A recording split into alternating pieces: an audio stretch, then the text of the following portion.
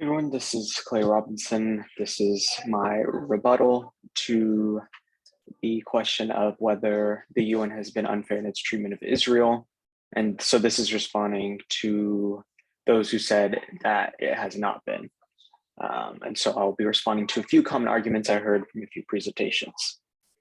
So the first one, Palestine acts as a state. No doubt, I think Palestine does, if you believe in the two-state solution, which I think is a worthy approach, then Palestine deserves the same self-determination and rights as the state of Israel does. But what that looks like is still under controversy. However, it's interesting to note that Palestinians reject a two-state solution overwhelmingly.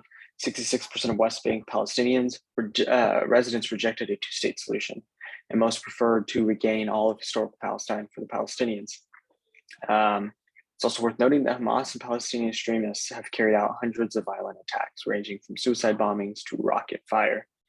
And so to claim that Israel is the only one coming at the situation in a violent manner is somewhat misleading and doesn't recognize the violence that comes from the other side. And I'll talk a little bit about the so-called violence that comes from Israel later on. Israel treats groups inhumanely, namely Palestinians and other refugees. However, who gets to determine that? Well, the Human Rights Council. The Human Rights Council with Afghanistan, Russia, China, Eritrea, Somalia, all of these countries that sit on this council get to decide that Israel is a human rights abuser. Human rights abusers, I mean, I guess it takes one to know one. So Zionism is racism. Well, that quite frankly is quite a claim. But Zionism in reality, Zionism is a movement for the self-determination and statehood for the Jewish people and their ancestral homeland, the land of Israel. So arguably there is a modern definition, and that is to believe and support the right of the democratic state of Israel, distinct from supporting policies of the government of Israel. So you can be a Zionist and not support what the state of Israel is doing.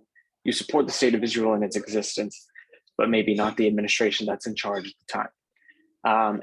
And again, Zionism does not preclude support for Palestinian self-determination and statehood. Some Zionists support a two-state solution. And so to say that this Zionism is racist, it doesn't have any founding whatsoever.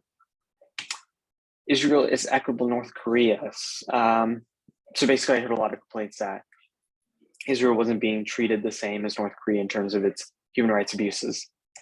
Let's not forget, North Korea received one resolution from the UN to condemn its human rights violations in 2020. North Korea is an authoritarian state.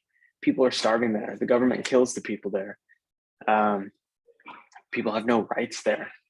And they don't have access to information. Very much dictatorial there. Israel received 17 resolutions from the UN to condemn human rights violations. Yet Israel is a democratic state. And as a democratic state, it has open elections, free speech, religious tolerance, free press, an independent judiciary. It's a trading partner with the world, and 1/5 of its citizens are Muslim. So, and I don't know, can the same be said of surrounding nations? I think to equate these two countries is coming at it from a very biased perspective without considering the fact that Israel is the only democracy in the Middle East. And people tend to live freely there. Obviously, there are some complications with that, but nowhere on the scale of North Korea. So there's a humanitarian crisis in Lebanon, West Bank, Gaza Strip, other surrounding areas. Well, let's be honest about the situation. Here's what happens. Hamas fires rockets in Israel, an act of aggression, arguably. Israel has two options. Israel does nothing because it has the technology capable of defending itself, but it must force Israeli citizens to stay in bomb shelters. However, the second option is Israel responds to protect its citizens, as a state has an obligation to do, but risks harming Palestinian civilians unintentionally, even though that the IDF and other Israeli institutions go to great lengths to prevent these tragedies. Unlike their opponents can't say the same. Hamas can't say the same. Hamas intentionally hides in hospitals, schools, things like that, and puts women and children in front of them as their defense, which is horrid. So who was wrong?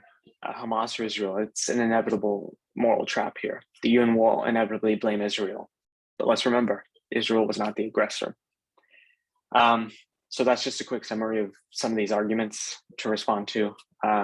Look forward to hearing what you guys have to say. Thanks.